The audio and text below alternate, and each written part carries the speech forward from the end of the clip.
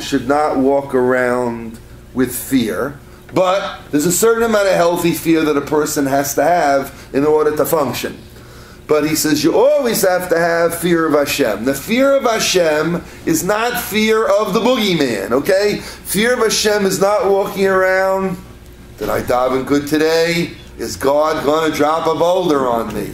Are my tzitzis kosher? Was I nice to my mother? Was I nice to my wife? Was I nice to the rabbi? Oi, I got to cross the street. There's a dog. He's going to bite me, married to the sin. Nobody says to be that way. Nobody. They say this is what's supposed to happen.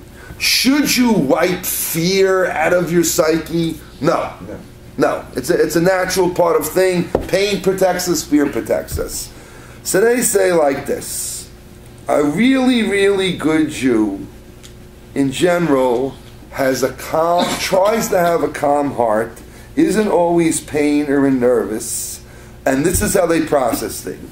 If they see something scary, or they hear something scary, and again, like the Mashur warned us, it's realistic. It's a real worry. It's not a conjured up, maybe what if, not all that kind of stuff.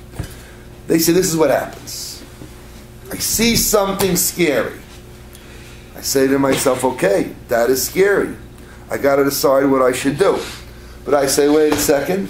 I'm going to take that emotion of fear and I'm going to say, okay, well, my primary fear should be for God, because as Rabbeinu Bachaya says, God dwarfs any other fear that's out there because He's all powerful. So I'm going to take that fear and say, wait a second, I'm feeling fear, but I'm going to tell myself that I fear Hashem. Then I'm going to say, now why do I fear God?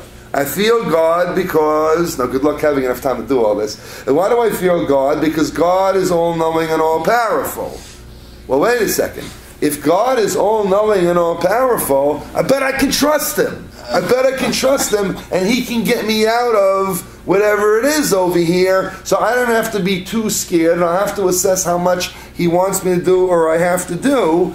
But he keeps saying, but you say to yourself, and this is training, this doesn't happen in one day. A person trains himself, well, I fear Hashem. Why do I fear Hashem? Because He's all-knowing and He's all-powerful and He can do anything. So if something scary comes at me, all right, I may get hurt, but I also can say, well, I fear Hashem because I can trust Him and He can do anything and He can get me out of this. So I'm gonna calm down and I'm gonna tell myself, look, hopefully God will get me out of this. And, if I did some sins or if there's some good to come out of this, if it happens to me, it happens to me. And you know what? And if I don't have any big sins, and there really isn't much for me to learn from this, and something bad is going to happen to me and it's going to hurt, I'm pretty sure, that God can get me out of this. But you know what? Sometimes something bad may happen, and I know that God will even it up for me later. That's a whole long talk, a lot of verses in the Torah about that, but this is all what the person's run through. So he says Hillel is not a fool. Hillel realizes that there is evil in the world and people do get hurt and bad things do happen.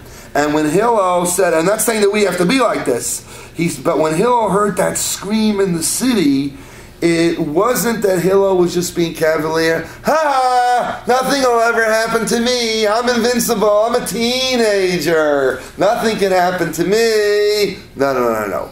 Hillel in general has so much fear/trust in Hashem. He just feels like Hashem shields him. And he says, you know what? Most of the time, I and my family are going to be okay. But I know things happen. And as far as I know, I and my family haven't done anything bad lately. So I really have no reason to believe that God wouldn't be protected me. I'm sorry for whoever it is. But he isn't trying to be naive or anything like that.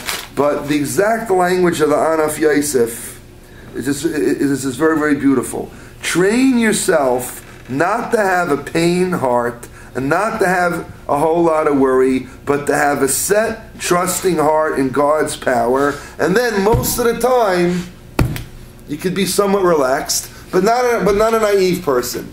So this is what they come up with from the totality of this Gemara over here, of the student who just isn't trusting Hashem at all and being consumed with fear about every single little thing, and Hillel on the other side, him being a paragon. But of course people on higher levels, like Yosef, like Hillel, they can live like that, and God treats everybody different.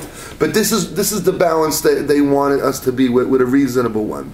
Now, what we need to do next time is to go to the actual verses. I just want to give you one tiny line from today. The Gemara quoted two verses, one from Mishlei from King Shlomo, and one from Yeshaya Hanavi about dealing with fear. And the commentaries on these psukim, the one, Asher Adam Mafachet Tamen, happy is the person who's always scared, and the other one, Pachtu B'Tzion Chatoyim, those who are scared in Sion are sinners. And the commentaries really go to town over there, and they really make a very, very complete picture of how a Jew should lead their life. So, the Ibn Ezra, Rabbi Avram Ibn Ezra says a very, very beautiful thing about fear. He says, you know what kind of fear you need to have? Ongoing fear Hashem, and keep telling yourself, I got to be a good Jew. Not that I'm walking around, he's going to hurt me. He is a scary looking person. But Ibn Ezra says, no. Ibn Ezra says, God, and fear doesn't mean like Frankenstein fear. Fear, a respectful fear. The Ibn Ezra says a Jew should tell themselves, I fear Hashem, Aviras Hashem, so I'm always going to try not to do sins. And if you live your life like that, you don't have to be, hopefully you shouldn't have to be too nervous about things. It's a fear that leads to proper mitzvah performance. But over here, the Ralbag, and I'll only give you the Ralbag's opening statement, because we need a lot of time for it. The Ralbag says something very powerful. King Solomon said, happy is the man that's always scared, right? And the Gemara isolated it to be, well, keep it to being scared if you're doing mitzvahs properly. Now, let me tell you just one quick thing about the Ralbag. The Ralbag, like some of us, he beat his own drum a little bit. And I want to tell you that he got picked on by some of the other biggest rabbis. Because sometimes he would say something a little different than everybody else, a little bit radical, and if there would be a philosophical Gemara talking about something, he took some liberties. Let's just say, if a Gemara was halachic, Rabbi Levi Ben Gershon wouldn't mess. Bruce sounds like you, doesn't he? But if it was a philosophical Gemara, he didn't always feel they had the same hold on him as a halachic Gemara, which is a whole study in itself. You need somebody really big to explain that.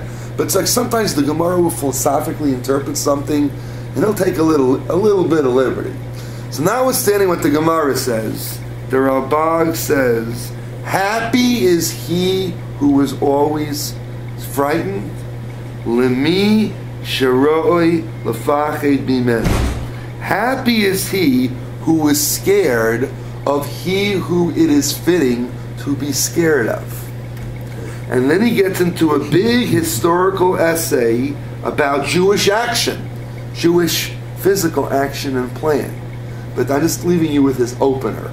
There's a Radak that says something a little bit like it also, but I believe, but the Rabag, he's the only one that says, happy is he who is always scared. Does he want you to walk around shaking your pants? He just says, you'll be happy if you are scared of those who it is fitting to be scared of. So if you can figure out who it's fitting to be scared of and who it's not fitting to be scared of and plan your life that way, then the Rabag explains, King Shlomo, you're going to be okay. But if you're scared of those who you really don't need to be scared of, or if you're not scared of those who you really should be scared of, and he gets very specifically about other human beings that could really hurt you, he says, then you're not going to be happy. So he's a big study. So we'll continue with him and more historical people. All right, thanks for hanging out. Eat and drink something else. Is it Ashrei, the word?